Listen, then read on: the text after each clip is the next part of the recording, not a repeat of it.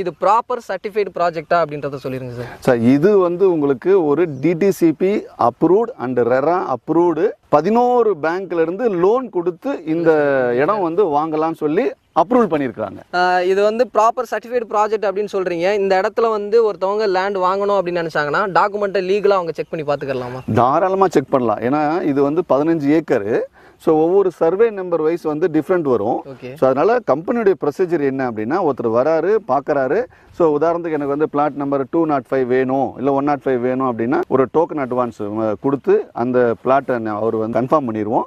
தென் அதுக்கப்புறம் அந்த பிளாட்டுக்கான 50 வருட லீகல் டாக்குமெண்ட் நம்ம கொடுத்துருவோம்.